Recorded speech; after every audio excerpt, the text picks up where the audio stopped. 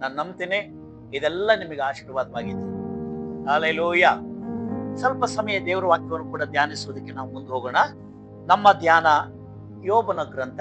ಎಲ್ಲಿ ಬರುತ್ತೆ ಯೋಬನ ಗ್ರಂಥ? ಕೀರ್ತನೆಗಿಂತ ಮುಂಚಿತವಾಗಿರುವಂತದ್ದು ಯೋಬನ ಗ್ರಂಥ.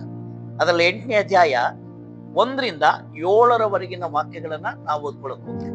ಯೋಬನ ಪುಸ್ತಕ 1ನೇ ಅಧ್ಯಾಯ 7ನೇ ಅಧ್ಯಾಯ ವಚನ 8ನೇ ಅಧ್ಯಾಯ ಯೋಬನು 8ನೇ ಅಧ್ಯಾಯ 7ರವರೆಗಿನ ವಾಕ್ಯಗಳನ್ನ ನಾವು ಓದಕ್ ಹೋಗೋಣ. ನಾನು ಓದ್ತೀನಿ ನಿಮಗೋಸ್ಕರ. ಆಗ ಶುಹನ್ಯನಾದ ಬಿಲ್ದದನು ಹೀಗಂದನು, ಬಿರುಗಾಳಿಯಂತಿರುವ ಮಾತುಗಳನ್ನ ಆಡಿ ಇನ್ನೆಷ್ಟರವರೆಗೂ ಹೀಗೆ ನುಡಿಯುತ್ತಿರುವಿ? ದೇವರು ಅನ್ಯಾಯವಾದ ತೀರ್ಪನ್ನು ಕೊಡುವೆನೋ? ಸರ್ವಶಕ್ತನು ನೀತಿಯನ್ನು ಡೊಂಕು ಮಾಡುವನೋ? ಒಂದು ವೇಳೆ ನಿನ್ನ ಮಕ್ಕಳು ಆತನಿಗೆ ವಿರುದ್ಧವಾಗಿ ಪಾಪ ಮಾಡಿದ್ದ ಕಾರಣ ಆತನು ಅವರನ್ನ ಅವರ ದುಷ್ಕೃತ್ಯದ ಕೈಗೆ ಒಪ್ಪಿಸಿದನೋ ಏನೋ? ನೀನು ಶುದ್ಧನು ಯಥಾರ್ಥನೂ ಆಗಿ ಕುತೂಹಲದಿಂದ ಆತನ ಪ್ರಸನ್ನತೆಯನ್ನು ಬಯಸಿ ಸರ್ವಶಕ್ತನಿಗೆ ನಿನ್ನ ವಿಜ್ಞಾಪನೆಯನ್ನು ಮಾಡಿಕೊಂಡ್ರೆ ಆತನು ನಿಶ್ಚಯವಾಗಿ ನಿನಗೋಸ್ಕರ ಎಚ್ಚೆತ್ತು ನಿನ್ನ ನೀತಿಯ ನಿವಾಸಗಳನ್ನ ಸಮೃದ್ಧಿಗೊಳಿಸುವನು. ನಿನ್ನ ಮೊದಲನೆಯ ಸ್ಥಿತಿಯು ಅಲ್ಪವಾಗಿದ್ದರೂ ನಿನ್ನ ಕಡೆಯ ಸ್ಥಿತಿಯು ಬಹಳ ವೃದ್ಧಿ ಹೊಂದುವುದು ಎಂಬುದೇ. ಕರಗಳಂತ ಹಲ್ಲೆಲೂಯಾ. ಪ್ರಿಯರೇ, ಇವತ್ತಿನ ನಮ್ಮ ಧ್ಯಾನ ಒಂದು ಪ್ರಾರ್ಥನಾ ವೀರನು ಅಥವಾ ಪ್ರಾರ್ಥನಾ ವೀರಳು ಹೇಗಿರ್ಬೇಕು, ಪ್ರಾರ್ಥಿಸುವ ಒಂದು ದೇವರ ಮನುಷ್ಯ ಹೇಗಿರ್ಬೇಕು. ನಾನು ಪ್ರಶ್ನಿಸಿದ್ರೆ ಇಲ್ಲಿರುವ ನೀವೆಲ್ಲರೂ ಕೂಡ ಒಂದೊಂದು ಉತ್ತರ ಕೊಡ್ಬೋದು. ಹಲ್ಲೆಲೂಯಾ. ಅದರ ಸಮಯ ಅಭಾವದಿಂದ ನಾನು ನೇರವಾಗಿ ಮುಂದೆ ಹೋಗ್ತೇನೆ. ಹಾಗಾದ್ರೆ ಪ್ರಾರ್ಥನಾ ವೀರನು ಅಥವಾ ಪ್ರಾರ್ಥನಾ ವೀರಳು, ಪ್ರಾರ್ಥಿಸುವಂತ ದೇವರ ಮನುಷ್ಯರು ಹೇಗಿರ್ಬೇಕೆಂಬುದಾಗಿ ನಾವು ಧ್ಯಾನ ಮಾಡಕ್ ಹೋಗ್ತಾ ಇದ್ದೀವಿ. ಈ ಓದಿದಂತ ವೇದ ಭಾಗದಲ್ಲಿ 1ರಿಂದ 7ರವರೆಗಿನ ಅಧ್ಯಾಯಗಳನ್ನ ನಾವು ಬಹಳ ಹತ್ತಿರದಿಂದ ಓದ್ತಾ ಬಂದ್ರೆ, ವಿಶೇಷವಾಗಿ ಯೋಬನ ಗ್ರಂಥ 1 ಮತ್ತು 2ನೇ ಅಧ್ಯಾಯದಲ್ಲಿ ಓದುವಾಗ ಯೋಬನು ತನಗೆ ಬಂದ ಶೋಧನೆಯನ್ನು ಮಹಾ ದೊಡ್ಡದೆಂದು ವರ್ಣಿಸಿದ. ಹಲ್ಲೆಲೂಯಾ. ಅವನಿಗೆ ಬಂದ ಶೋಧನೆ ನಿಜವಾಗಿ ಏನಾಗಿತ್ತು? ಅದು ದೊಡ್ಡದೇ ಆಗಿತ್ತು. ಅದು ಮಹಾ ಸಂಕಷ್ಟವೇ. ಒಂದೇ ದಿನ ಅವನ ಆಸ್ತಿ ಪಾಸ್ತಿಗಳು, ಅವನ ಪ್ರಾಣಿ ಪಕ್ಷಿಗಳು, ಅವನಿಗಿದ್ದ ಸಕಲವು ಏನಾಯ್ತು? ನಾಶವಾಗಿ ಹೋದ. ಎಲ್ಲದಕ್ಕಿಂತ ಮಿಗಿಲಾಗಿ ಆತನ 10 ಮಂದಿ ಮಕ್ಕಳುಗಳು ಕೂಡ ಏನಾದ್ರು? 7 ಮಂದಿ ಗಂಡು ಮಕ್ಕಳು, 3 ಮಂದಿ ಹೆಣ್ಣು ಮಕ್ಕಳು ಕೂಡ ನಾಶವಾದ. ಎಷ್ಟು ಭಯಂಕರ! ಇದೆಲ್ಲವನ್ನು ಕೇಳಿದಾಕ್ಷಣ ಯೋಬ ಏನ್ ಮಾಡದಂತೆ? ದೇವ್ರು ಕೊಟ್ಟನು, ದೇವರು ತೆಗೆದುಕೊಂಡನು, ದೇವರಿಗೇನಾಗಲಿ ಸ್ತೋತ್ರವಾಗಲಿ ಎಂದು ಹೇಳಿದ್ರು. ಇದೆಲ್ಲವನ್ನು ಗಮನಿಸಿದ ಯೋಬನ ಹೆಂಡತಿ, ಇನ್ನೂ ನೀನು ಯಥಾರ್ಥತೆಯನ್ನ ಬಿಟ್ಟಿಲ್ವಾ? ನೀನು ದೇವರನ್ನ ದೂಷಿಸಿ ಏನ್ ಮಾಡ್ಬಿಡು, ನೀನು ಸತ್ತು ಹೋಗ್ಬಿಡು ಅಂತ ಹೇಳಿ. ಅನೇಕ ಹೊರತಿ ಹೆಣ್ಣು ಮಕ್ಕಳ ವಿಷಯದಲ್ಲಿ ಬೈಬಲ್ ಹೇಳ್ತದೆ ಅವರು ಬಲಹೀನರು. ಅದಕ್ಕಾಗಿ ಪುರುಷನಿಗೆ ಮತ್ತೆ ಮತ್ತೆ ದೇವರ ವಾಕ್ಯ ಎಚ್ಚರಿಸುವುದೇನೆಂದ್ರೆ, ಅವರನ್ನ ಬಲಹೀನ ನೀನು ತಳ್ಳಬಾರದು, ಅಥವಾ ಅವ್ರನ್ನ ಸೈಡ್ ಹಾಕಬಾರದು, ಅಥವಾ ಅವ್ರನ್ನ ನೆಗ್ಲೆಕ್ಟ್ ಮಾಡಬಾರದು, ಅಸರ ಮಾಡಬಾರದು. ಏನ್ ಮಾಡ್ಬೇಕು? ನೀನು ಅವರ ಜೊತೆಗೆ ವಿವೇಕದಿಂದ ಒಗೆತನ ಮಾಡು. ಹಲ್ಲೆಲೂಯಾ. ಆಮೆನ್. ಬಹಳ ಅಪಾರವಾದಂತ ಅನುಭವವುಳ್ಳ ಯಾರು? ಪ್ರಸಂಗಿ ಅರಸನಾದ ಸೊಲೊಮೋನ್ ಹೇಳ್ತಾನೆ, 1000 ಪುರುಷರಲ್ಲಿ ಒಬ್ಬ ಯೋಗ್ಯನನ್ನು ಕಂಡ್ರು ಕಾಣಬಹುದು, ಆದರೆ ಸ್ತ್ರೀಯರಲ್ಲಿ ಕಾಣ್ಲಿಕ್ಕೆ ಏನಿಲ್ಲ, ಸಾಧ್ಯವೇ ಇಲ್ಲ. ಸಹೋದರಿಯರು ಬೈಬೇಡಿ ದಯಮಾಡಿ, ಹಾಗೆ ಬೈಬಲ್ ಹೇಳ್ತದೆ. ಆಮೆನ್. ಹಲ್ಲೆಲೂಯಾ. ಹಾಗಾದ್ರೆ ಪ್ರೀತಿಯ ದೇವರ ಮಕ್ಕಳೇ, ನಾವು ಗಮನಿಸೋಣ. ಈ ಮಾತನ್ನ ಹೇಳಿದಾಕ್ಷಣ ತನ್ನ ಹೆಂಡತಿ, ಯಾರವನ ಹೆಂಡತಿ, ಅವನ ಹೆಸರೇನು, ಆಕೆಯ ಹೆಸರೇನು ಇಲ್ಲ ಬೈಬಲ್ ನಲ್ಲಿ. ಆದ್ರೆ ಯಹೂದ್ಯರ ಒಂದು ಇತಿಹಾಸ ಪುಸ್ತಕದಲ್ಲಿ, ಒಂದು ವೃತ್ತಾಂತ ಪುಸ್ತಕದಲ್ಲಿ ಪ್ರಕಾರ ಯೋಬನ ಹೆಂಡತಿಯ ಹೆಸರು ದೀನ. ದೀನ ಗೊತ್ತಾ? ಎಲ್ಲಾದ್ರೂ ಕೇಳಿದ್ರ ಬೈಬಲ್ ನಲ್ಲಿ? ಯಾಕೋಬನ ಮಗಳು ಅನ್ಯರಿಂದ ದೌರ್ಜನ್ಯಕ್ಕೊಳಗಾಗಿ, ಬಲಾತ್ಕಾರಕ್ಕೊಳಗಾಗಿ ತನ್ನ ಜೀವಿತವನ್ನು ಕೆಡಿಸಿಕೊಂಡ. ಅದರಿಂದ ಸಿಟ್ಟಿಗೆದಂತ ಆಕೆಯ ಸಹೋದರರು ಏನ್ ಮಾಡಿದ್ರು? ಆ ಊರನ್ನೇ, ಆ ಗ್ರಾಮವನ್ನೇ, ಎಲ್ಲ ಪುರುಷರನ್ನೇ ಸಂಹರಿಸಿಬಿಟ್ರು. ಹಲ್ಲೆಲೂಯ. ಅದಕ್ಕಾಗಿ ಮುಂದೆ ಚರಿತ್ರೆಯಲ್ಲಿ ಓದುವಾಗ ಆ ದೀನಳನ್ನೇ ಬಹಳ ಅಗರ್ಭ ಶ್ರೀಮಂತನಾದಂತೆ ಯಾರು ಯೋಬ ಮದುವೆ ಆದ ಅಂತಿದೆ. ಎಲ್ಲೋ ಒಂದು ಕಡೆ ಅವಳ ಜೀವಿತದಲ್ಲಿ ಆರಂಭದಲ್ಲಿ ಆದಂತ ಹಾನಿಯ ನಿಮಿತ್ತವಾಗಿ, ಆ ಗಾಯದ ನಿಮಿತ್ತವಾಗಿ, ಆ ನೋವಿನ ನಿಮಿತ್ತವಾಗಿ ಆಗಾಗ ಆಗಾಗ ಆಗಾಗ ತಂಟೆ ತಕರಾರುಗಳನ್ನು ಯಾರು ಈ ದೀನ ಮಾಡ್ತಲೇ. ಒಂದು ವೇಳೆ ಗಂಡ ಸಮಸ್ಯೆ ಮಾಡ್ತಾನೆ, ಹೆಂಡತಿ ಸಮಸ್ಯೆ ಮಾಡ್ತಾಳೆ ಅಂತಂದ್ರೆ ಆ ಸಮಸ್ಯೆಗೆ ಆ ಕ್ಷಣದ ವಿಷಯ ಕಾರಣ ಇಲ್ಲದೆ ಹೋಗಿರ್ಬೋದು. ಮೂಲ ಕಾರಣ ಹುಡುಕ್ತಾ ಹೋದ್ರೆ ಅವರ ಬಾಲ್ಯಾವಸ್ಥೆಯಲ್ಲಿ ಆದಂತ ಯಾವುದೋ ಒಂದು ವಿಷಯ ಅಥವಾ ಯವನ ಅವಸ್ಥೆಯಲ್ಲಿ ಆದ ಯಾವುದೋ ಒಂದು ಘಟನೆ ಅವ್ರನ್ನ ಹಾಗೆ ಬಂಧಿಸಿಟ್ಟಿರು.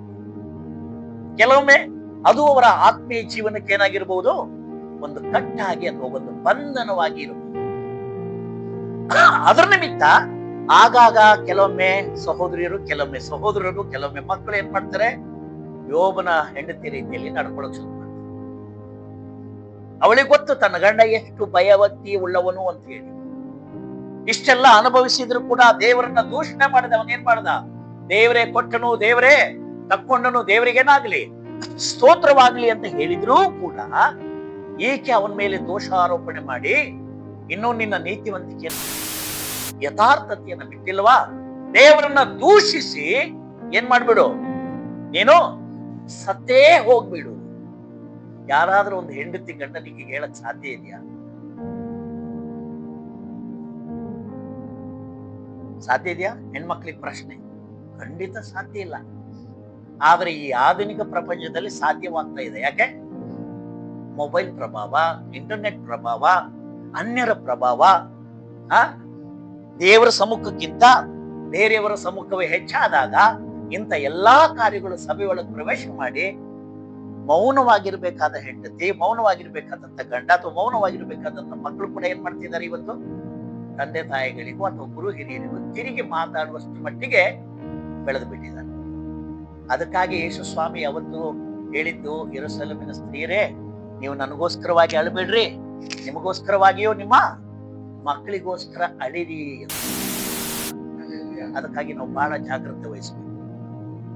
ಅದಕ್ಕಾಗಿ ಅನೇಕ ಸತ್ಯವೇದ ಪಂಡಿತರು ಹೇಳ್ತಾರೆ, ದೀನಳಿಗಾದಂತ ಆ ಮಾನಸಿಕವಾದಂತ ಗಾಯ, ಅವಳಿಗಾದಂತ ಆ ಒಂದು ಅನ್ಯಾಯದ ನಿಮಿತ್ತ ಆಗಾಗ ಅವಳ ಅಂತರಾತ್ಮ ಪರಲೋಕ ದೇವರಿಗೆ ವಿರುದ್ಧವಾಗಿ ತಿರುಗಿ ಬೀಳ್ತಾ ಇತ್ತು. ಒಂದು ಎರಡನೇದು, ಅದರ ಪರಿಣಾಮದಿಂದ ಗಂಡನು ಅಷ್ಟು ಭಯಭಕ್ತಿ ಉಳ್ಳವನು, ದೈವ ಭಕ್ತನಂತ ಗೊತ್ತಿದ್ರು, ನೀತಿವಂತನು ಅಂತ ಗೊತ್ತಿದ್ರು, ಸತ್ಯವಂತನಂತ ಗೊತ್ತಿದ್ರು ಕೂಡ ಅವನಿಗೆ ವಿರುದ್ಧವಾಗಿ ಮಾತಾಡ್ತಾ ಇದ್ರು.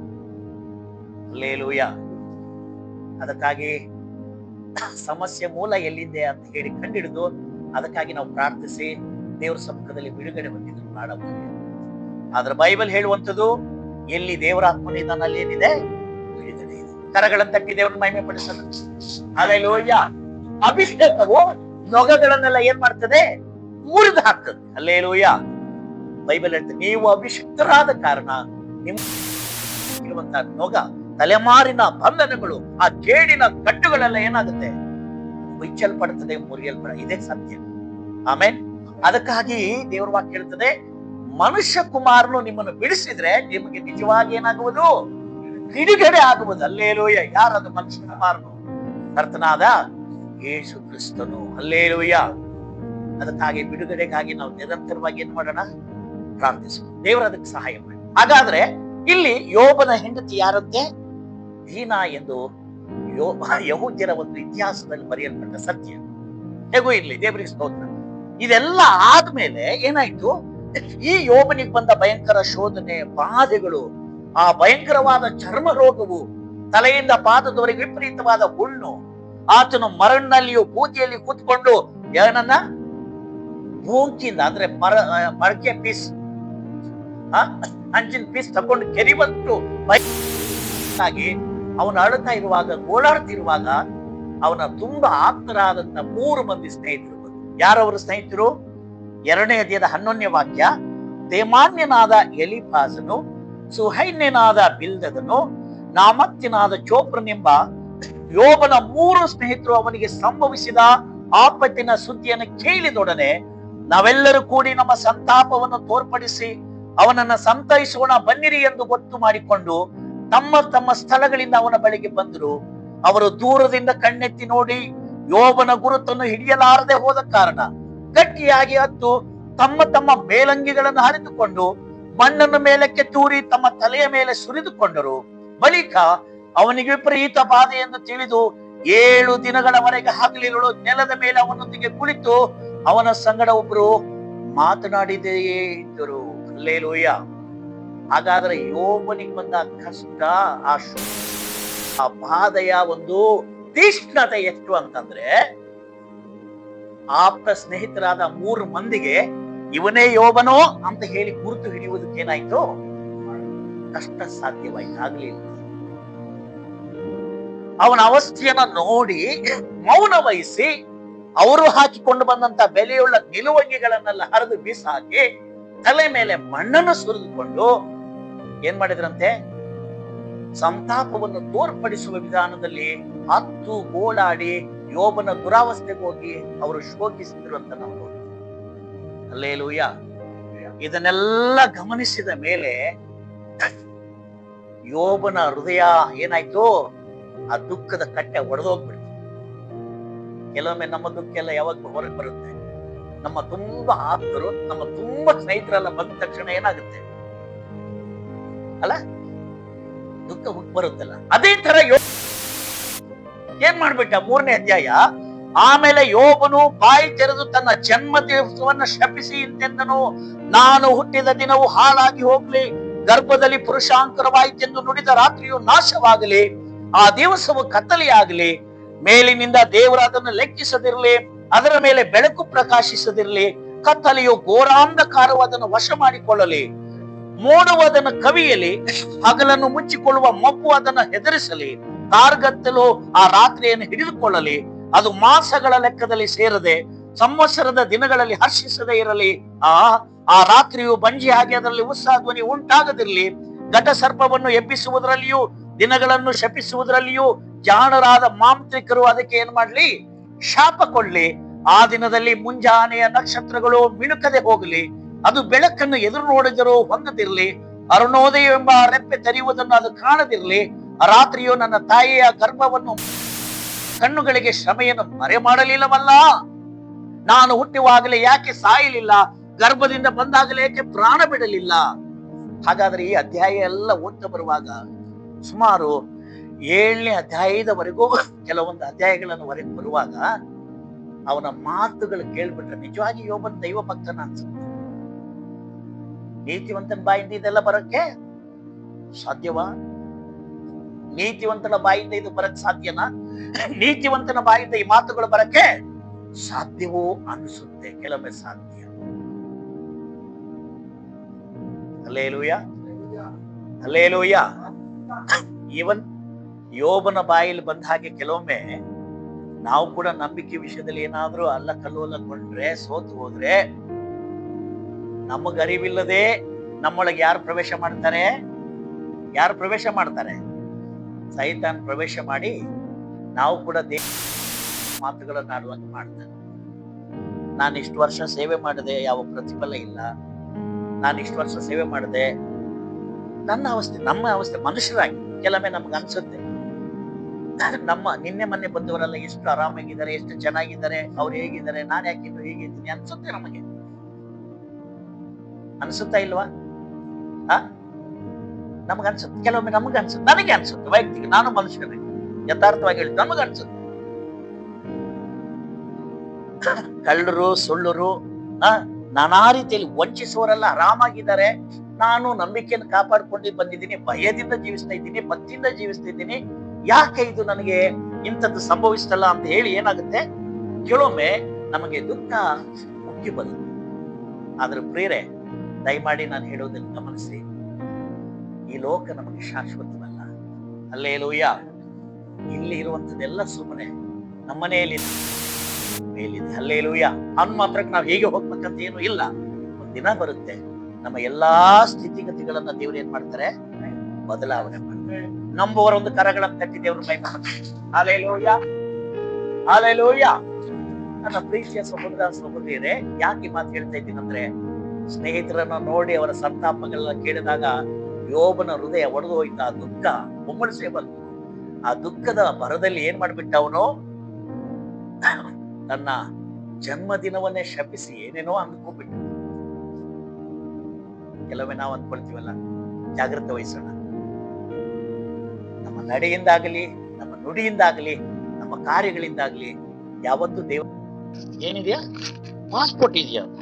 ನಾನು ಸಂತೋಷವಾಗಿ ಹೇಳಿದೆ, ಹೌದು, ಒಂದು 3-4 ದಿನ ಆಯ್ತು ನನ್ನ ಕೈ ಪಾಸ್ಪೋರ್ಟ್ ಇದೆಯಾ? ಅಲ್ಲೇ ಇಲ್ಲ. ಹೌದಾ? ನೀವು ನಾನೇ ಪಾಸ್ಪೋರ್ಟ್ ಇಟ್ಕೊಂಡು ನನ್ನ ಹತ್ರ ಬಂದು ನನಗೆ ಆಶ್ಚರ್ಯ, ಏನಿರ್ಬೋದು ಪಾಸ್ಪೋರ್ಟ್ ಇದೆಯಾ ಅಂತ ಕೇಳಿದ್ರು. ದೇವರಿಗೆ ಸ್ತೋತ್ರ. ಆ ಪಾಸ್ಪೋರ್ಟ್ ಅನ್ನ ತಗೊಂಡು ನಾನು ಬೆಂಗಳೂರಿಗೆ ಹೋಗ್ತೀನಿ. ಅವ್ರು ಹೇಳ್ತಾರೆ, ಅವರ ಒಂದು ಕುಟುಂಬದ ಒಂದು ಬ್ರದರ್ನ ಜೊತೆ ಮಾಡಿ ನನಗೆ ಹೇಳ್ತಾರೆ, ನೀವು ತಕ್ಷಣ ಅನುದಿನ ಆಫೀಸಿಗೆ ಹೋಗಿ. ಅನುದಿನ ಆಫೀಸಿಗೆ ಅವರು ಸಿಗ್ಲಿ ಫೋನ್ ಮಾಡಿದ್ರು. ಅವಾಗ ಅವ್ರು ಹೇಳ್ತಾರೆ, ಏನಂತಂದ್ರೆ ಈ ತರ ಎಲ್ಲ ಮಾಡಿದ್ರೆ. ಆಗ ಅವ್ರು ಹೇಳಿದ ಸಂಗತಿ ಅಂತಂದ್ರೆ, ನಿಮ್ಮನ್ನ ನಾನು ಇಸ್ರಾಯೇಲಿಗೆ ಕಳಿಸ್ತಾ ಇದ್ದೀನಿ. ಅಲ್ಲೇಲೂಯ. ನಿಮ್ಮನ್ನ ಎಲ್ಲಿ ಕಳಿಸ್ತೀನಿ? ನಾನು ಇಸ್ರಾಯೇಲಿಗೆ ಕಳಿಸ್ತಾ ಇದ್ದೀನಿ. 1,12,000 1,00,000 ಪ್ಯಾಕೇಜ್. ಎಲ್ಲಿಗೆ? ಇಸ್ರಾಯೇಲ್ಗೆ ಹೋಗಿ ಬರುವ ಪ್ಯಾಕೇಜ್ 25,000 ನನಗೆ ಕೊಟ್ಟು ಅವರ ಸಂಬಂಧಿಕರ ಒಂದು ಬ್ರದರ್ ಹತ್ರ ಮಾಸ್ಟರ್ ತಕ್ಕೊಂಡು ಅವ್ರಿಗೆ ಬೇಕಾದಂತ ಟ್ರಾವೆಲ್ ಬ್ಯಾಗ್ ಮೀನ್ಸ್ ಸುಟ್ಕೇಸ್ ಕೊಡ್ಸು, ಶೂ ಕೊಡ್ಸು, ಟಿ ಶರ್ಟ್ ಕೊಟ್ಟು, ಪ್ಯಾಂಟ್ಸ್ ಕೊಟ್ಟು. ಅಲ್ಲೇ ಇಲ್ಲ. ಆಮೇಲೆ ನನ್ನ ಪಾಸ್ಪೋರ್ಟ್ ಜೆರಾಕ್ಸ್ ಅಲ್ಲಿ ತಗೊಂಡ್ರು, ಹಣ ಎಲ್ಲ ಕಟ್ಟಿ ಆಯ್ತು. ನಾನು ಸಂತೋಷವಾಗಿ ಮನೆಗೆ ಬರ್ತೀನಿ. ಏಪ್ರಿಲ್ ತಿಂಗಳಲ್ಲಿ 28ನೇ ತಾರೀಕು, ಏಪ್ರಿಲ್ 28ನೇ ತಾರೀಕು, ಏಪ್ರಿಲ್ ತಿಂಗಳಲ್ಲಿ ದೇವರ ಸ್ತೋತ್ರ, ದೇವರ ಮಹಾಕೃಪೆಯಿಂದ ನಾನು ಇಸ್ರಾಯೇಲ್ ದೇಶಕ್ಕೆ ಹೋದೆ. ಅಲ್ಲೇ ಚಂದ್ರಕಾಂತ್, ನೀವೆಲ್ಲ ಹೋಗ್ರಿ, ನಮ್ಮ ಆಶೆ ನೀವೆಲ್ಲ ಹೋಗ್ರಿ, ನಿಮ್ಮನ್ನು ಹಾರೈಸಿ. ಯಾಕಂದ್ರೆ ಬಾಯಿಂದ ಎಷ್ಟು ಹೇಳಿದ್ರು, ನಮ್ಮ ಯೇಸಪ್ಪ ಹುಟ್ಟಿದಂತ ಸ್ಥಳ, ನಡೆದಂತ ಸ್ಥಳ, ಅದ್ಭುತ ಮಾಡಿದಂತ ಸ್ಥಳ, ಅಲ್ಲಿ ಕಾಲಿಡುವುದೇ ನಮ್ಮ ಸೌಭಾಗ್ಯ. ಅಲ್ಲೇಲೂಯ. ಆಮೇಲೆ ಇಷ್ಟೆಲ್ಲ ದೇವರು ಮಾಡೋ ಶಕ್ತನ ಹೇಳಿದ್ದ ನಮ್ಮ ಮಾಡಿದ್ದೇವ್ರಿಗೆ ಹೋಗಲ್ವಾ, ಕಂಟಿನ್ಯೂ ಹೋಗು. ದೇವರ ಸ್ತೋತ್ರ. ಯಾಕೆ ಮಾತು ಹೇಳ್ತೀನಿ ಅಂದ್ರೆ, ಅದ್ಭುತವಾಗಿ ಆ ಪ್ರವಾದಕ್ಕೆ ಏನಾಯ್ತು, ನೆರವೇರಿತು. ಆಮೇಲೆ ನಾನು ಹೋಗಿ ಸಂತೋಷವಾಗಿ ಹಿಂದಿರುಗಿ ಬಂದೆ.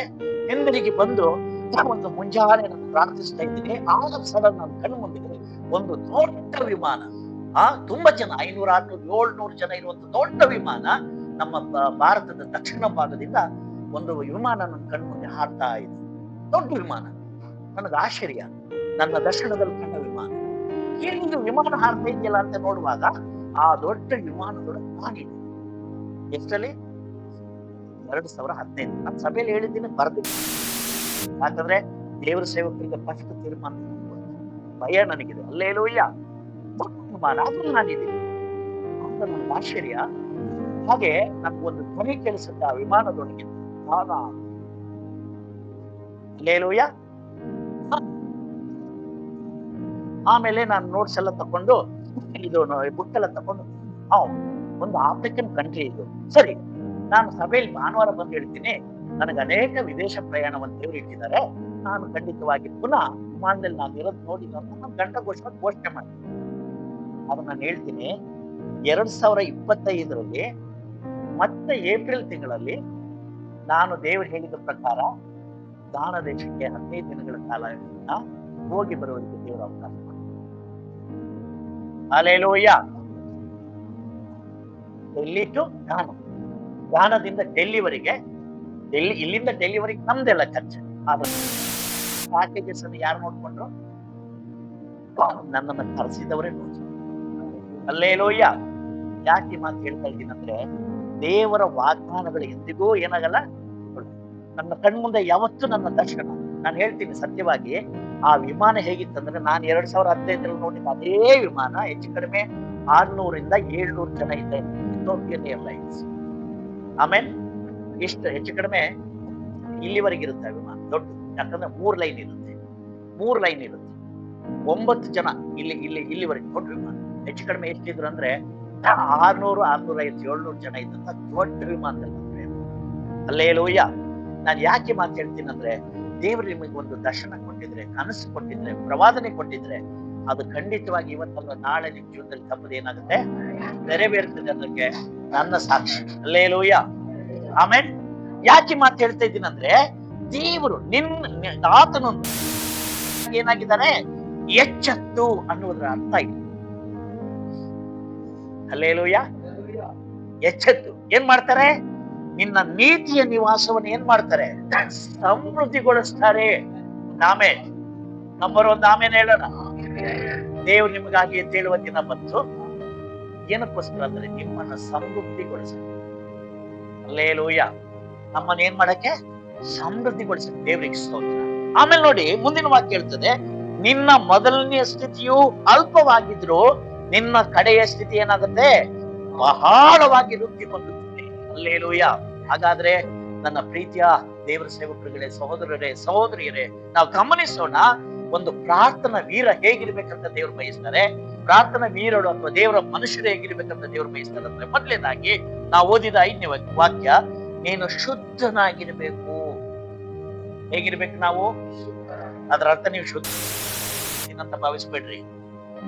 ಆಮೇಲೆ ನೀವ್ ಹೆಂಗಿರ್ಬೇಕು? ಶುದ್ಧನಾಗಿರ್ಬೇಕು.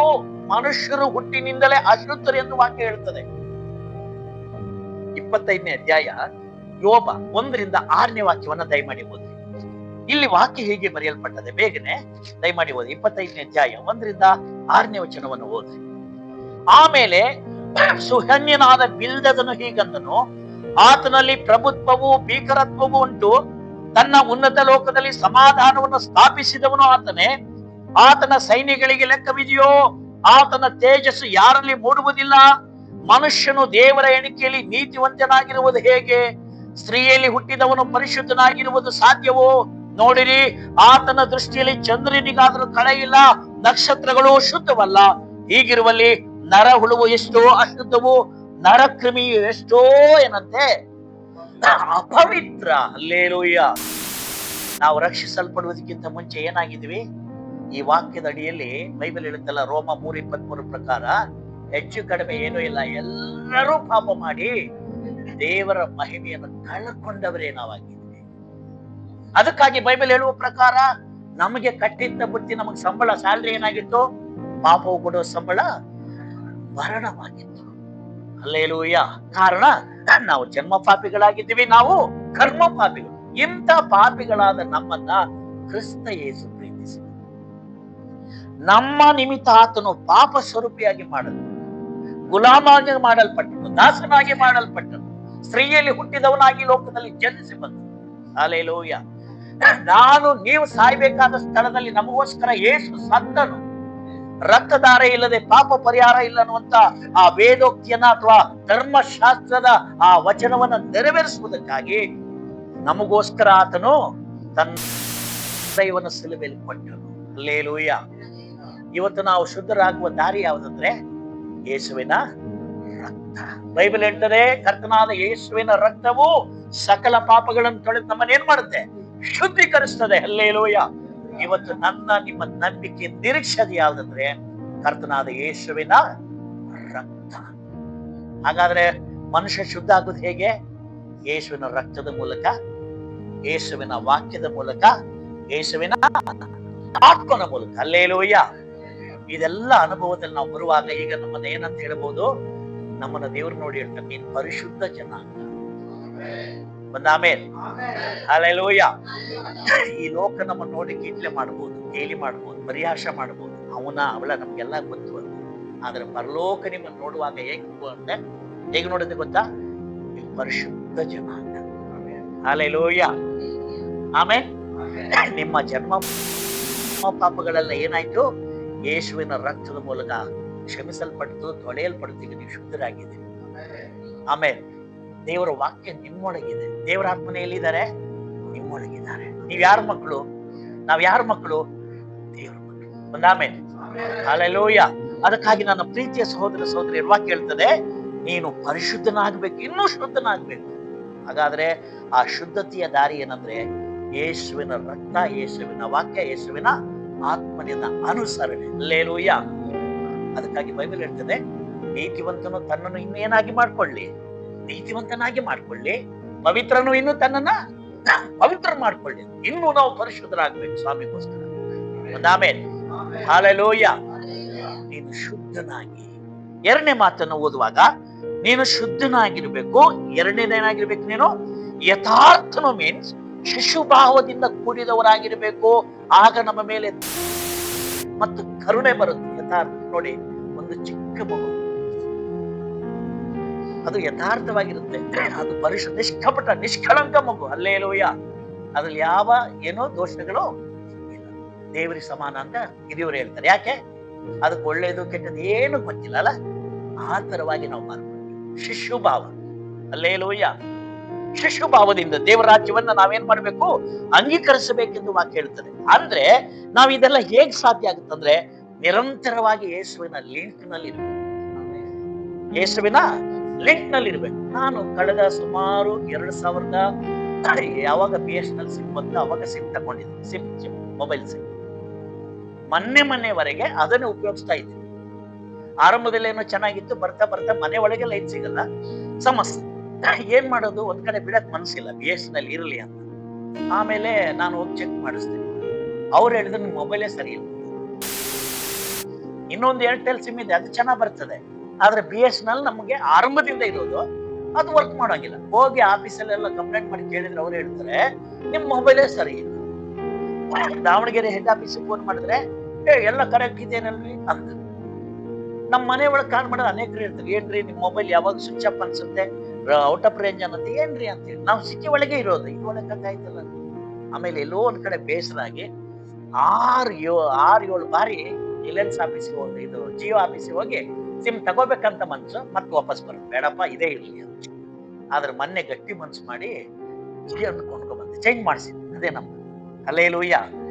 ಆದ್ರೆ ಒಂದು ವ್ಯತ್ಯಾಸ ನಾನು ಕಂಡ್ಕೊಂಡಿದ್ದೇನಂದ್ರೆ, ಈಗ ಜಿಯೋ ಚೆನ್ನಾಗಿ ಸಿಗುತ್ತೆ ನೆಟ್ವರ್ಕ್ ಒಂದು.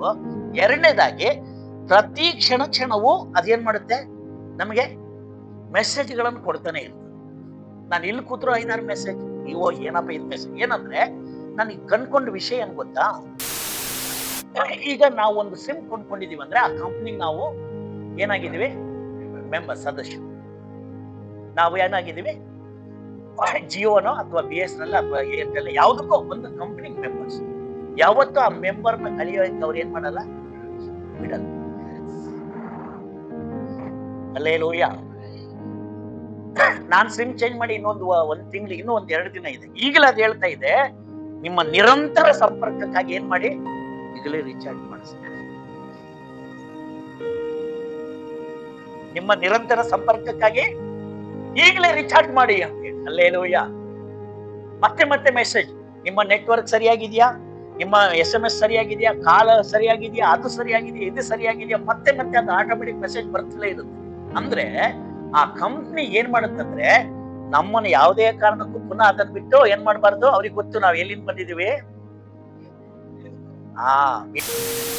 ಪಾರ್ಟಿ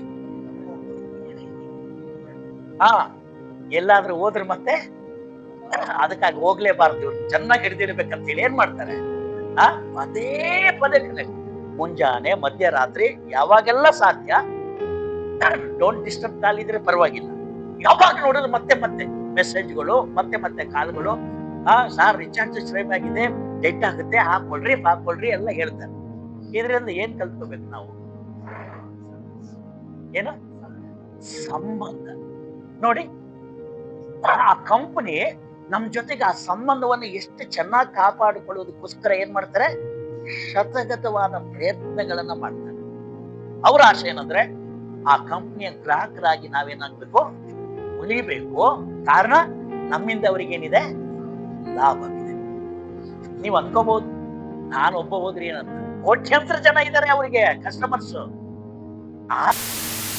ಅವ್ರ ಆಶೆ ಏನಂದ್ರೆ, ನಾನು ಕೂಡ ಅಮೂಲ್ಯವಾದ ಗ್ರಾಹಕ ಜಿಯೋ ಕಂಪನಿಗೆ, ನಾನೊಬ್ಬ ಅಮೂಲ್ಯವಾದ ಗ್ರಾಹಕ ಏರ್ಟೆಲ್ ಕಂಪನಿಗೆ, ನಾನೊಬ್ಬ ಅಮೂಲ್ಯವಾದ ಗ್ರಾಹಕ ಯಾವ್ದಕ್ಕೆ, BSNL ಕಂಪನಿ. ಅದಕ್ಕಾಗಿ ಶತಗತ ಪ್ರಯತ್ನ ಮಾಡಿ ಅವ್ರು ಏನ್ ಮಾಡ್ತಾರೆ, ನಮ್ಮನ್ನ ಅವ್ರ ಜೊತೆಗೇ ಇರ್ಬೇಕಂತ ಹೇಳಿ ಬಯಸ್ತಾರೆ. ಪ್ರೀತಿ ದೇವ್ರ ಮಕ್ಕಳೇ, ಆಫ್ಟರ್ ಆಲ್ ಒಂದು ಕಂಪನಿ ಈ ತರ ಬಯಸೋದಾದ್ರೆ ನಮ್ಮ ಸೃಷ್ಟಿಕರ್ತನು, ನಮ್ಮ ಆತ್ಮದ ತಂದೆ, ನಮ್ಮ ಆತ್ಮದ ಅಧ್ಯಕ್ಷನು, ನಮ್ಮ ಆತ್ಮದ ಕುರುಬನು ಬಯಸದೇ ಇರ್ತಾರ? ಒಂದಾಮೆ ಹಾಲೆಲೂಯ. ಅವರ ಆಶೆ, ಅವರ ಬಯಕೆ ಎಲ್ಲಾ ಯಾವಾಗ್ಲೂ ನನ್ನ ಮಗನು, ನನ್ನ ಮಗಳು ಏನಾಗಿರ್ಬೇಕು? ನನ್ನ ಜೊತೆಗೇ ಇರ್ಬೇಕು. ಯೇಸು ಶಿಷ್ಯರನ್ನ ಏನಕ್ಕೆ ಆಯ್ಕೆ ಮಾಡಿದ್ದು? ಮಾರ್ಕನ ಸುವಾರ್ತೆಯಲ್ಲಿ ಹೋಗ್ಲಿ, ಸುವಾರ್ತೆ ಸಾರ್ಲಿ, ಶಿಷ್ಯರನ್ನಾಗಿ ಮಾಡ್ಲಿ ಅನ್ನೋದೆಲ್ಲ ಅಲ್ಲ. ಪ್ರೈಮರಿ ಉದ್ದೇಶ ಟು ಬಿ ವಿತ್ ಹಿಮ್, ಅಂದ್ರೆ ಆತನ ಜೊತೆಗೆ ನಾವೇನ ಇರ್ಬೇಕು. ನೀನ್ ಸುವಾರ್ತೆ ಹೇಳ್ಕೊಂಡ್ಬಿಡ್ತೀವೋ ಯಾರಿಗ್ ಬೇಕು? ಆತ್ಮಗಳ ಆದಾಯ ಮಾಡ್ತಿಲ್ಲ ಯಾರಿಗ್ ಬೇಕು? ಅದು ಸೆಕೆಂಡ್ರಿ. ಪ್ರಧಾನವಾದ ಉದ್ದೇಶ ನೀನು ನಿನ್ನ ಸ್ವಾಮಿಯ ಜೊತೆಗೆ ಇದ್ರೆ ಸಾಕು. ಇನ್ನುಳಿದ ಶಿಷ್ಯತ್ವ, ಇನ್ನುಳಿದ ಎಲ್ಲ ಕಾರ್ಯಗಳು ಆಟೋಮೆಟಿಕಲಿ ಅದ್ರ ಜೊತೆಗೆ ಬರ್ತದೆ. ಇವತ್ತು ಅನೇಕ ವರ್ತಿ ನಾವೇನ್ ಮಾಡ್ತೀವಿ? ನಾನ್ ಬಿಸಿ ಅಂತ ಹೇಳಿ ಇವನ್ ನನ್ನ ಸೇರಿಸ್ಕೊಂಡೆ. ನಾನ್ ಮಹಾನೀತಿವಂತ ತರ ಮಾತಾಡಲ್ಲ. ಪ್ರಾರ್ಥನೆ ಸಮಯ ಹೋಯ್ತು, ಉಪವಾಸದ ಪ್ರಾರ್ಥನೆ ಸಮಯ ಹೋಯ್ತು, ಧ್ಯಾನದ ಸಮಯ ಹೋಯ್ತು, ಎಲ್ಲಾ ನನ್ನ ಸಮಯಗಳಲ್ಲಿ ಮುಳುಗಡೆ ಆಗ್ಬಿಟ್ಟು ಏನಾಗಿದ್ದೀವಿ? ಎಲ್ಲೋ ದೇವರಿಂದ ದೂರ ಹೋಗಿದ್ದೀವಿ. Hallelujah, hallelujah. ಅದಕ್ಕಾಗಿ ನನ್ನ ಪ್ರೀತಿಯ ಸಹೋದರ ಸಹೋದರಿಯರೇ, ದೇವ್ರ ಮಕ್ಕಳೇ, ದೇವ್ರ ಸೇವಕರೇ, ನಾವೊಂದು ತೀರ್ಮಾನಕ್ಕೆ ಬರೋಣ. ನಾವೇನ್ ಮಾಡೋಣ? ದೇವರ ಹತ್ರ ಬರೋಣ. ನಾವೇನ್ ಮಾಡೋಣ? ದೇವರ ಹತ್ರ ಬರೋಣ. ಹಲ್ಲೆಲೂಯಾ. ದೇವರೊಂದಿಗೆ ಇರೋದಕ್ಕೆ ಸ್ವಾಮಿ ಆಯ್ಕೆ ಮಾಡಿದ್ದ ಶಿಷ್ಯರನ್ನ ಪ್ರಥಮ ಉದ್ದೇಶ, ನೀನ್ ನನ್ನ ಸಂಗಡ ಇರಪ್ಪ, ಆಮೇಲೆ ಸುವಾರ್ತೆ ಸಾರಬೇಕು, ಆಮೇಲೆ ದೆವ್ವಗಳನ್ನ ಬಿಡಿಸ್ಬೇಕು. ಆದ್ರೆ ನಾವ್ ಏನ್ ಮಾಡಿದೀವಿ? ಎಂಟರಲ್ಲಿ ಆಪೋಸಿಟ್. ದೆವ್ವ ಬಿಡಿಸ್ತೀವಿ, ಸುವಾರ್ತೆ ಸಾರ್ತೀವಿ. ನಿಜ ಅಲ್ಲ? ನಮಗೆ ಹೆಮ್ಮೆ. ಶಿಷ್ಯರು ಬಂದು ಹೇಳಿದ್ರಲ್ಲ, ಅಪ್ಪ ನಿನ್ ಹೆಸರು ಕೇಳಿ ಅಯ್ಯೋ ಅಲ್ಲಿ ದೆವ್ವ ಹೋಯ್ತು, ಇಲ್ಲಿ ದೆವ್ವ ಹೋಯ್ತು, ಅಯ್ಯೋ. ಆದ್ರೆ ದೇವ್ರ ವಾಕ್ಯ ಏನ್ ಹೇಳುತ್ತೆ? ಲೂಕನ ಸುವಾರ್ತೆಯಲ್ಲಿ, ನಿಮ್ಮ ಹೆಸರು ಜೀವಬಾಧಿರ ಪಟ್ಟಿಯಲ್ಲಿ ಬರೆದಿದೆ ಅನ್ನೋ ವಿಷಯಕ್ಕಾಗಿ ನೀವು ಸಂತೋಷ ಪಡ್ರಿ. ಇವತ್ತು ಒಂದು ದೆವ್ವ ಹೋಗುತ್ತೆ, ಅವರು ಅವಿಧೇಯರಾಗಿ ಮತ್ತೆ ಪಾಪ ಮಾಡಿದ್ರೆ ಅಂತ ಇನ್ನೂ 8 ಕೆಟ್ಟ ದೆವ್ವಗಳು ಬಂದವರೊಳಗೆ ಸೇರ್ಕೊಳ್ಳುತ್ತೆ. ನಾವೇನ್ ಮಾಡಕ್ಕಾಗತ್ತೆ? ಹೌದ್ರಿ, ಏನ್ ಮಾಡಕ್ಕಾಗತ್ತೆ? ನಾವೇನ್ ಮಾಡಕ್ಕಾಗತ್ತೆ? ನಿರಾಶೆ. ನಾನ್ ದೆವ್ವ ಬಿಡಿಸಿ ಸಂತೋಷ ಪಟ್ಟಿದ್ದಲ್ಲ, ಏನಾಯ್ತು? ನಿರಾಶೆ. ಅದಾಗ್ಬಾರ್ದಾದ್ರೆ ದೆವ್ವ ಬಿಡುಗಡೆ ಆಟೋಮೆಟಿಕಲಿ ಆಗುತ್ತೆ. ಸುವಾರ್ತೆ ಸಾರೋದು ಕೂಡ ಆಟೋಮೆಟಿಕಲಿ ನಮ್ ಜೊತೆಗೆ ಬರುತ್ತೆ. ಯಾವಾಗ ನಾವ್ ಹೆಚ್ಚು ಯೇಸುವಿನ ಒಡನಾಟಕ್ಕೆ ಬರ್ತೀವೋ, ಇನ್ನುಳಿದೆಲ್ಲ ತನ್ನಕ್ಕೆ ತಾನೇ ಕ್ರಮ. ಕರಗಳನ್ನ ತಟ್ಟಿ ದೇವರ ಮಹಿಮೆ ಪಡಿಸೋಣ. ಹಲ್ಲೆಲೂಯಾ. ಅದರ ಅರ್ಥ ಸುವಾರ್ತೆ ಸಾರಬಾರ್ದು, ಅದರ ಅರ್ಥ ದೆವ್ವ ಬಿಡಿಸಬಾರದು ಅಂತಲ್ಲ. ಅದು ಅಮೂಲ್ಯವಾದ ಸೇವೆ. ಆದ್ರೆ ಸೇವೆ ಕ್ರಮವಾಗಿ, ಸ್ಟೆಪ್ ಬೈ ಸ್ಟೆಪ್, 1, 2, 3. ಫಸ್ಟ್ ಮೆಟ್ಲಲ್ಲಿ ಇಳಿದ್ರೆ, ಫಸ್ಟ್ ಈ ಮೆಟ್ಲಲ್ಲಿ ಕಾಲು ಇಟ್ಟಿರ್ತಾನೆ, 2ನೇ ಮೆಟ್ಲಿಗೆ ಹೋಗೋದು. ಇಲ್ಲ ನಾನು 3ನೇ ಮೆಟ್ಲಿಂದ ಜಿಗಿತೀನಿ ಅಂದ್ರೆ ಕಾಲ್ ಮುರಿದೋಗುತ್ತೆ ನಮ್ದು. ಹಲ್ಲೆಲೂಯಾ. ಅದಾಗ್ಬಾರ್ದಾದ್ರೆ ಕ್ರಮವಾಗಿರೋದು ಕಲಿಯೋಣ. ಅದಕ್ಕಾಗಿ ಯಥಾರ್ಥನಾಗಿರ್ಬೇಕಂತ ವಾಕ್ಯ ಹೇಳ್ತದೆ. ನೀನು ಏನಾಗಿರ್ಬೇಕು? ಯಥಾರ್ಥನು. ಹಾಗಾದ್ರೆ ಆ ವಾಕ್ಯ ಓದೋಣ. 7ನೇ ಅಧ್ಯಾಯದ 8ನೇ ವಚನವನ್ನು ಓದುವಾಗ 5ನೇ ವಚನ, ನೀನು ಯಥಾರ್ಥನು ಆಗಿ. ನಾವಿನ್ನೂ ಉಗ್ರರಾಗೋಣ, ಇನ್ನೂ ನಾವು ಯಥಾರ್ಥರಾಗೋಣ. ಕುತೂಹಲದಿಂದ ದೇವ ಪ್ರಸನ್ನತೆಯನ್ನು ಏನ್ ಮಾಡ್ಬೇಕು? ನಾವು ಬಯಸಿ ಸರ್ವಶಕ್ತನಿಗೆ ಮಾಡಿಕೊಂಡ್ರೆ, ಅಂದ್ರೆ ನಾವು ದೀನತೆಯಿಂದ ದೇವರ ಮುಂದೆ ಬಂದು ತಗ್ಗಿ ಬಗ್ಗಿದವರಾಗಿ, 2 ಪೂರ್ವಕಾಲ ವೃತ್ತಾಂತ 7:14ನೇ ವಾಕ್ಯವು ಹೇಳುವಂತೆ ನಮ್ಮನ್ನ ತಗ್ಗಿಸಿ ಓದೋಣ. ದಯಮಾಡಿ ಓದ್ರಿ, 2 ಬೇಗನೆ ಓದ್ರಿ, ಮುಕ್ತಾಯಕ್ಕಿಂತ ಮುಂಚೆ, ಪ್ರಾರ್ಥನೆಗಿಂತ ಮುಂಚೆ. 2 ಪೂರ್ವಕಾಲ ವೃತ್ತಾಂತ 7:14ನೇ ವಚನವನ್ನು ಓದುವಾಗ, ನನ್ನವರೆಂದು ಹೆಸರುಗೊಂಡ ನಮ್ಮ ಪ್ರಜೆಗಳು ಏನ್ ಮಾಡ್ಬೇಕು? ಮೊದಲನೇದಾಗಿ ತಮ್ಮನ್ನು ತಾವು ತಗ್ಗಿಸ್ಕೊಳ್ಬೇಕು, ತಮ್ಮ ಕೆಟ್ಟ ನಡತೆಯನ್ನು ಬಿಡಬೇಕು, ನನ್ನ ದರ್ಶನವನ್ನು ಬಯಸಬೇಕು, ನಾನು ಪರಲೋಕದಿಂದ ಲಾಲಿಸಿ. ನೋಡಿ, ಪ್ರಧಾನವಾಗಿ ಅವರ ಪಾಪಗಳನ್ನ ಕ್ಷಮಿಸಿ, ಅವರ ದೇಶದಲ್ಲಿ, ಯಾರ ದೇಶದಲ್ಲಿ? ನೀವಿರುವಂತ ನಾಡಲ್ಲಿ, ಪ್ರದೇಶದಲ್ಲಿ, ಸ್ಥಳದಲ್ಲಿ ಆರೋಗ್ಯವನ್ನ ದಯಪಾಲಿಸಿ.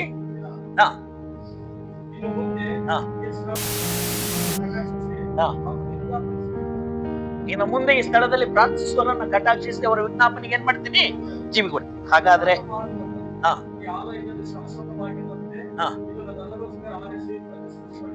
ಆಮೇನ್. ಸಾಕು ಸಾಕು ಸಾಕು. ದೇವರಿಗೆ ಮಹಿಮೆ ಆಗ್ಲಿ. ಇಲ್ಲಿ ನಾನು ಹೇಳಕ್ ಬಂದ ವಿಷಯ ಏನಂದ್ರೆ, ಕುತೂಹಲದಿಂದ ಆತನ ಪ್ರಸನ್ನತೆಯನ್ನು ಬಯಸಿ ನಾವು ದೇವರ ಕಡೆ ತಿರ್ಕೊಂಡು ವಿಜ್ಞಾಪನೆ ಮಾಡಿಕೊಂಡ್ರೆ ನಿಶ್ಚಯವಾಗಿ ಸತ್ಯವಾಗಿ ಆತನು ನಿನಗೋಸ್ಕರ ಏನಾಗ್ತಾರೆ, ಎಚ್ಚೆತ್ಕೊಳ್ತಾರೆ. ನಿನ್ನ ನೀತಿಯ ನಿವಾಸವನ್ನ ನಿಶ್ಚಯವಾಗಿ ಸಮೃದ್ಧಿಗೊಳಿಸ್ತಾರೆ. ಮಾತ್ರವಲ್ಲ, ನಿನ್ನ ಮೊದಲನೆಯ ಸ್ಥಿತಿಯು ಏನಾಗಿತ್ತು? ಅಲ್ಪವಾಗಿತ್ತು, ಸ್ವಲ್ಪವಾಗಿತ್ತು. ಹಲ್ಲೆಲೂಯ. ಆದ್ರೆ ನಿನ್ನ ಕಡೆಯ ಸ್ಥಿತಿ ಏನಾಗುತ್ತೆ ಈ ದಿನಗಳಲ್ಲಿ? ಅದು ಸಾಮಾನ್ಯವಾಗಿ ಅಲ್ಲ, ಬಹಳವಾಗಿ ಏನಾಗುತ್ತೆ? ವೃದ್ಧಿ ಹೊಂದುತ್ತದೆ. ನಮ್ಮವರು ಒಂದು ಶಬ್ದವಾಗಿ ಒಂದು ಆಮೇಲೆ ಹೇಳೋಣ. ಹಲ್ಲೆಲೂಯ. ಹಾಗಾದ್ರೆ ಪ್ರೀತಿ ದೇವ್ರ ಮಕ್ಕಳೇ, ಯೋಬನ ಗ್ರಂಥ ಏನಂದ್ರೆ 1:2 ಯೋಬನ ಸಾಕ್ಷಿಬದ್ಧವಾದ ಜೀವಿತ. 3-31 ವಾಕ್ಯದಲ್ಲಿ ಯೋಬನು ಮತ್ತು ಆತನ ಸ್ನೇಹಿತರ ಮಾತಿನ ಸಂಭಾಷಣೆ, ಡೈಲಾಗ್ ಈಚ್ ಅದರ್, ಅವರ ಮಾತುಗಳು. ಆಮೇಲೆ ನಾವು ನೋಡುವಾಗ 32-37 ವಚನದಲ್ಲಿ ಎಲಿಹುವಿನ ಮಾತುಗಳು. 38-41 ದೇವರ ಮಾತುಗಳು, ದೇವರೇ ನೇರವಾಗಿ ಮಾತಾಡ್ತಾರೆ. 42 ಯೋಬನ ಮಾನಸಾಂತರ ಮತ್ತು ಯೋಬನಿಗುಂಟಾದಂತ ಏನ್ರಿ ಆಶೀರ್ವಾದ. ದಯಮಾಡಿ 37ನೇ ಅಧ್ಯಾಯ ತಕೊಳ್ಳೋಣ. ಯೋಬನ ಗ್ರಂಥ ಮುಕ್ತಾಯಿಗಿಂತ ಮುಂಚೆ ಕೆಲವೊಂದು ವಚನಗಳನ್ನು ಓದಿ ನಾವು ಪ್ರಾರ್ಥನೆಗೆ ಹೋಗೋಣ. ಯೋಬನ ಗ್ರಂಥ ನೋಡಿ, 32ನೇ ಅಧ್ಯಾಯ ನೋಡಿ, ಓದ್ರಿ. ಹೀಗೆ ಯೋಬನ ಮಾತುಗಳು ಮುಗಿತಾವ. 31ನೇ ಅಧ್ಯಾಯದಲ್ಲಿ ಮುಗಿದೋಯ್ತು. ಈಗ ಆಗ ಯೋಬನು ಸ್ವಂತ ಗಣನೆಯಲ್ಲಿ ನೀತಿವಂತನಾಗಿದ್ರಿಂದ ಆ ಮೂವರು ಅವನಿಗೆ ಉತ್ತರ ಕೊಡುವುದನ್ನ ಏನ್ ಮಾಡ್ಬಿಟ್ರು? ನಿಲ್ಲಿಸ್ಬಿಟ್ರು. ಇವನು ಎಷ್ಟೇ ಹೇಳಿದ್ರು ಕೂಡ ಮಾಡ್ತೀವಿ. ಯಾರು? ಯೋಬ. ಎಷ್ಟೇ ಹೇಳಿದ್ರು ಟ್ರಾಕಿಗೆ ಬರೋಗಿಲ್ಲ. ಏನ್ ಮಾಡ್ಬೇಕೀಗ? ಈಗ ಮೌನವಾಗಿರೋದು ಲೇಸು ಮಾತಿಗ ಅಂತ ಹೇಳ್ಬಿಟ್ಟು ಇವ್ರು ಮೌನ ವಹಿಸಿ, ನಾವಿಷ್ಟು ಹೇಳಿ ಸಾಕಾಯ್ತಪ್ಪ, ನೀ ಏನಾದ್ರು ಮಾಡ್ಬಾರ್ದು. ಆಗ ಏನಾಯ್ತು? 2ನೇ ವಚನ. ಆಮೇಲೆ ಬೂಜ್ ಕುಲಕ್ಕೂ ರಾಮ್ ಗೋತ್ರಕ್ಕೂ ಸೇರಿದ ಬರಕೇಲನ ಮಗನಾದ ಏಲಿಹುವಿಗೆ ಏನಾಯ್ತು? ಸಿಟ್ಟೇರಿತು. ಯೋಬನು ದೇವರಿಗಿಂತಲೂ ತಾನೇ ನ್ಯಾಯವಂತನೆಂದು ಎಣಿಸಿಕೊಂಡದ್ರಿಂದ ಅವನ ಮೇಲೆ ಎಲಿಹುವಿಗೆ ಏನಾಯ್ತು? ಸಿಟ್ಟು ಬಂತು. ಯಾಕೆ ಅವನಿಗೆ 4ನೇ ಸ್ನೇಹಿತ ಇವನು ಎಲಿಹು? ಯಾಕೆ ಸಿಟ್ಟು ಬಂತು ಯೋಬನ ಮೇಲೆ? ಇವನು ಎಲ್ಲೋ ದೇವರಿಗೆ ಸರಿಸಮಾನವಾಗಿ ತನ್ನನ್ನು ಮಾಡಿಕೊಂಡು ದೇವರಿಗಿಂತ ಹೆಚ್ಚಾಗಿ ಮಾತಾಡ್ತಾ ಇದ್ದಾನೆ. ಇದರಿಂದ ಅವನಿಗೆ ಇವನನ್ನು ನೋಡಿ ತಾಳಕ್ಕಾಗಲಿಲ್ಲ, ಸಿಟ್ಟು ಬಂತು. ಅವನ ಮೇಲೆ ಸಿಟ್ಟು ಬಂತು. ಇದಲ್ಲದೆ 3ನೇ ವಾಕ್ಯ, ಅವನ 3 ಸ್ನೇಹಿತರು ಯೋಬನನ್ನು ಖಂಡಿಸತಕ್ಕ ಉತ್ತರವನ್ನು ಹೇಳಲಾರದೆ ಹೋದ್ರಿಂದ ಅವನು ಅವರ ಮೇಲೆಯೂ ಕೋಪಿಸಿಕೊಂಡು ತನಗಿಂತ ವೃದ್ಧರಾಗಿದ್ದ ಕಾರಣ ಎಲಿಯು ಯೋಬನೊಂದಿಗೆ ಮೊದಲು ಮಾತಾಡದೆ ತಡೆದಿದ್ದನು. ಈ 3 ಬಾಯಲ್ಲಿ ತಕ್ಕ ಉತ್ತರವಿಲ್ಲದನ್ನು ಕಂಡು ರೋಷಗೊಂಡನು.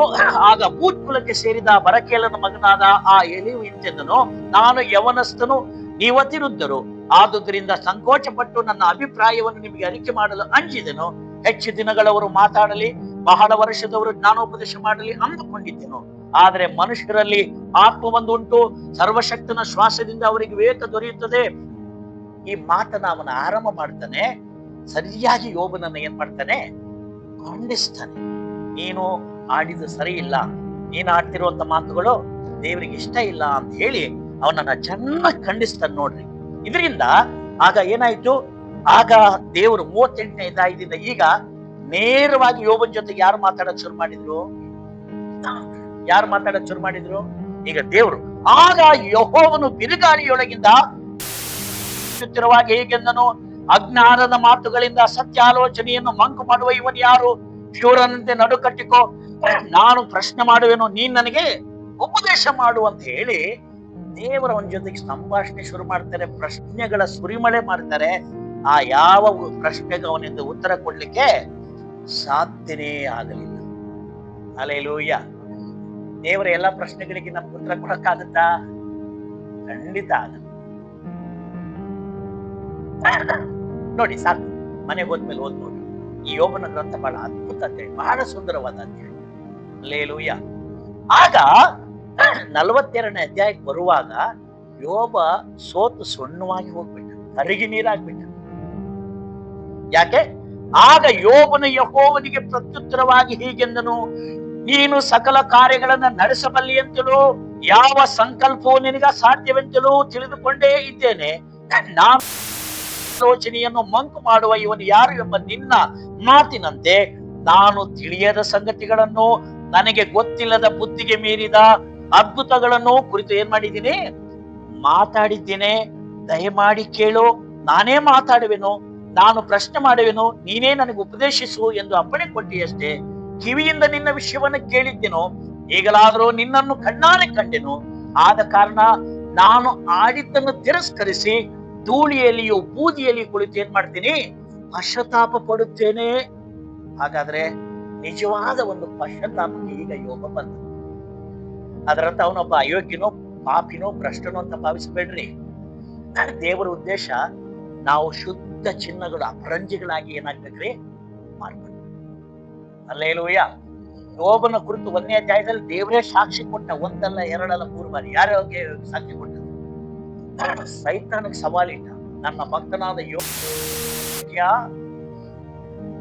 ಅಷ್ಟೆಲ್ಲ ಸಾಕ್ಷಿ ಕೊಟ್ಟರು ಕೂಡ ದೇವರ ಹೃದಯದ ಆಶೆ ನಾವಿನ್ನೂ ಅಪ್ಪಟ ಚಿನ್ನಗಳಾಗಿ, ಅಪ್ಪಟ ಬಂಗಾರಗಳು, ಶುದ್ಧ ಅಪರಂಜಿ ಅಂದ್ರೆ ಶುದ್ಧ ಚಿನ್ನ, ಅದ್ರಲ್ಲಿ ನೋ ಮಿಕ್ಸೆಡ್ ಎಲ್ಲ ಆಟ, ಶುದ್ಧ ಅಪರಂಜಿ ಆಗ್ಬೇಕು. ಹಲ್ಲೆಲೂಯಾ ಅನ್ನೋದೇ ದೇವರ ಉದ್ದೇಶ. ಇವತ್ತು ನನ್ನ ನಿಮ್ಮ ಕುರಿತು ದೇವರ ಉದ್ದೇಶ ನಾವಿನ್ನೂ ಶುದ್ಧರು, ನಾವಿನ್ನೂ ಯಥಾರ್ಥರು, ನಾವಿನ್ನೂ ದೀನರು, ತಗ್ಗಿದವರು ಬಗ್ಗಿದವರಾಗ ಆಗ್ಬೇಕನ್ನೋದೇ ದೇವರ ಆಶೆ. ಹಲ್ಲೆಲೂಯಾ. ಆಗ ಪಶ್ಚಾತ್ತಾಪ ಪಟ್ಟ. ನೋಡ್ರಿ, 7ನೇ ವಚನ ಹೇಳುತ್ತೆ, ಯೆಹೋವನು ಈ ಮಾತುಗಳನ್ನು ಯೋಬನಿಗೆ ಹೇಳಿದ ಮೇಲೆ ತೇಮಾನ್ಯನಾದ ಎಲೀಫಜನನ್ನು ಕುರಿತು, ನಿನ್ನ ಮೇಲೆಯೂ ನಿನ್ನ 2 ಸ್ನೇಹಿತರ ಮೇಲೆಯೂ ಕೋಪಗೊಂಡಿದ್ದೇನೆ. ನನ್ನ ದಾಸನಾದ ಯೋಬನು ನನ್ನ ವಿಷಯವಾಗಿ ಯಥಾರ್ಥವನ್ನಾಡಿದಂತೆ ನೀವು ಆಡಿ. ನೋಡಿ, ಹೆತ್ತವರಿಗೆ ಹೆಗ್ಗಣ ಮುದ್ದೆ ಅಷ್ಟೆಲ್ಲ ಅವನ ಆಡಿದ್ರೂ ಕೂಡ ದೇವರು ಇಲ್ಲಿಯೂ ಕೂಡ ಅವನನ್ನು ಬಿಟ್ಕೊಡ್ಲಿಲ್ಲ. ಆಮೇಲೆ ಹಲ್ಲೆಲೂಯಾ. ಮತ್ತೆ ಅವನ ಸ್ನೇಹಿತರನ್ನು ದೇವರು ಗದರಿಸ್ತಿದ್ದಾರೆ. ನನ್ನ ದಾಸನಾದ ಯೋಬನು ಆಡಿದಂತೆ ಯಥಾರ್ಥತೆಯನ್ನು ಆಡ್ಲಿಲ್ಲ. ನಿಜನಾ? ಆಮೇಲೆ ಏನಾದ್ರೂ ನಿಮ್ಗೆ ಸತ್ಯ ಗೊತ್ತಾಯ್ತಲ್ಲಿ? ಹೆತ್ತವರಿಗೆ ಹೆಗಣ ಮುದ್ದಂತೆ, ಹತ್ತಂದ್ರು ಅಂದೆ ಅಲ್ಲ, ನನ್ ಚಿನ್ನ, ನನ್ ಬಂಗಾರ, ನನ್ನ ಅಪರಂಜಿ ಅಂತಾನೆ ಹೇಳ್ತೀವಿ. ಬೇರೆಯವ್ರ ಯಾರಾದ್ರೂ ನಮ್ಮ ಮಕ್ಳು ಬಗ್ಗೆ ಹೇಳಿದ್ರೆ ನಾವು ಒಪ್ಕೊಳ್ತೀವ? ನಿಮ್ ಮಗ ಕಿಟ್ಲೆ ಮಾಡ್ದ, ನಿಮ್ ಮಗಳು ತಪ್ಪು ಮಾಡಿದ್ಲು, ಅಥವಾ ನಿಮ್ಮ ಹಿಂದೆ ನೋಡದೆ ಅಂತ ಒಪ್ಕೊಳ್ತೀವ? ಏನ್ರಿ ನನ್ ಮಗನ ಬಗ್ಗೆ ಮಾತಾಡ್ತಿರೋ? ನನ್ ಮಗ ಫಸ್ಟ್ ನಾನು ಹಂಗೆ ಅಲ್ವಾ ಪ್ರತಿಕ್ರಿಯೆ, ಸರಿನಾ ನಂದು? ಆದ್ರೆ ದೇವ್ರು ಎಷ್ಟು ಯಥಾರ್ಥನ ಗೊತ್ತಾ?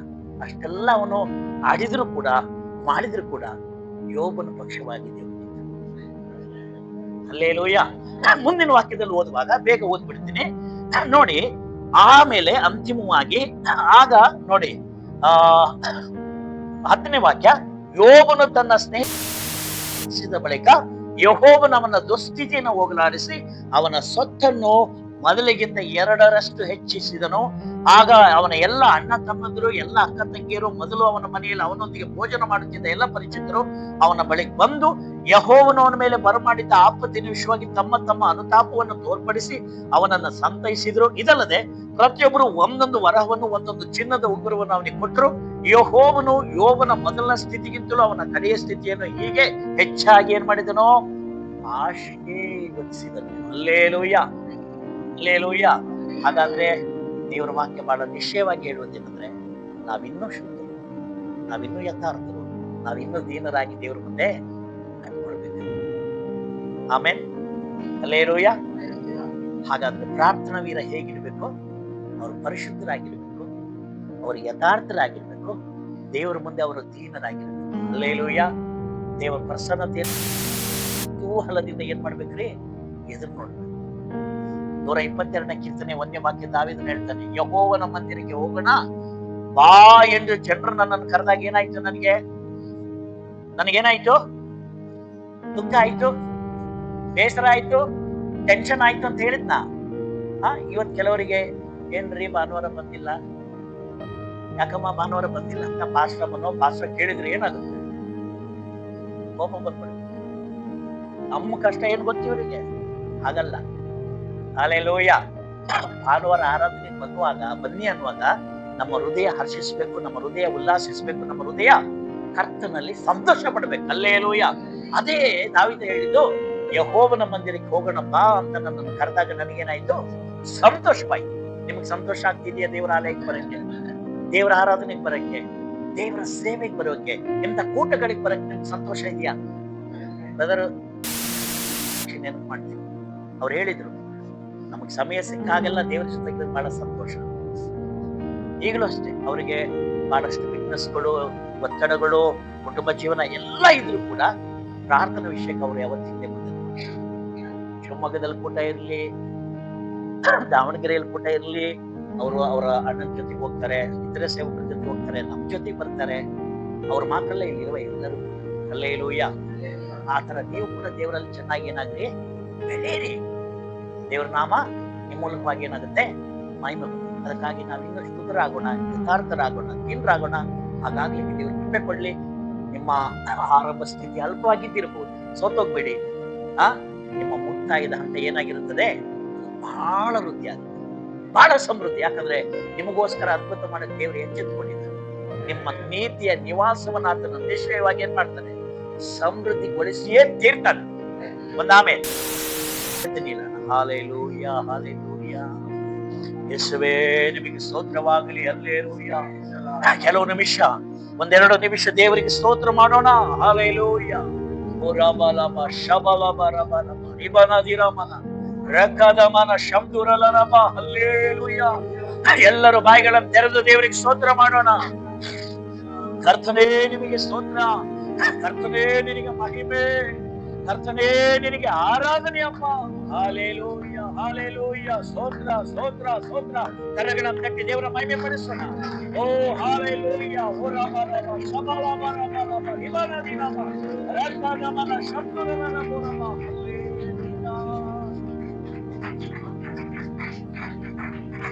ನಾವು ಒಂದು ನಿಮಿಷ ಪ್ರಾರ್ಥನೆ ಮಾಡ್ತೀವಿ. ಕೇಳಿದ ವಾಕ್ಯಗಳಿಗೆ ನಾವು ವಿಧೇಯರಾಗ.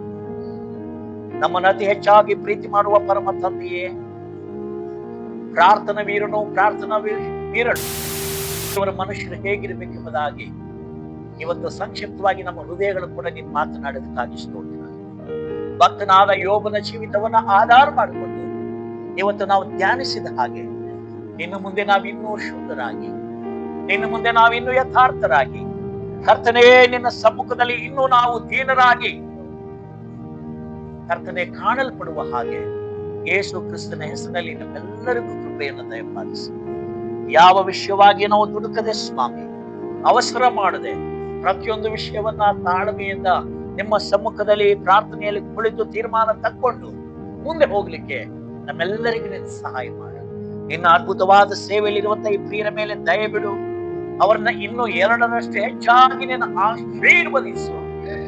ಇಂದಿನ ಅವರ ಸ್ಥಿತಿ, ಸ್ಥಾನಮಾನಗಳು, ಗೌರವ, ಘನತೆಗಳ ಅಲ್ಪವಾಗಿರಬಹುದು, ಆದ್ರೆ ಅವರಿಗೋಸ್ಕರ ಅದ್ಭುತ ಮಾಡೋದಕ್ಕೆ ನೀನು ಎಚ್ಚೆತ್ತುಕೊಂಡಿದ್ದಿ. ಅವರನ್ನ ನೀನು ಸಮೃದ್ಧಿಗೊಳಿಸಕ್ಕೆ ಹೋಗುತ್ತೆ ಅನ್ನೋ ಸ್ತೋತ್ರವಾಗಲಿ. ನಮ್ಮ ಯಾರ ಪರಿಸ್ಥಿತಿಯು ಹೀಗೆ ಇರುವುದಿಲ್ಲ. ಖಂಡಿತವಾಗಿ ದೇವರೇ ನೀನು ಬದಲಾವಣೆ ಮಾಡುತ್ತೀರಿ. ಅದಕ್ಕಾಗಿ ನಿನಗೆ ಸ್ತೋತ್ರಪ್ಪ. ಎಲ್ಲ ವಿಧವಾದ ಬಡತನಗಳು, ಶಾಪಗಳು, ಕೊರತೆಗಳು, ದರಿದ್ರಗಳು ಕರ್ತನಾದ ಯೇಸುವಿನ ನಾಮದಲ್ಲಿ ನೀಗಲ್ಪಡಲಿ. ವ್ಯಾಧಿಗಳು ತೊಲಗಲಿ ಸ್ವಾಮಿ, ಬಲಹೀನತೆಗಳು ಹೊರಟು ಹೋಗಲಿ ಅಪ್ಪ.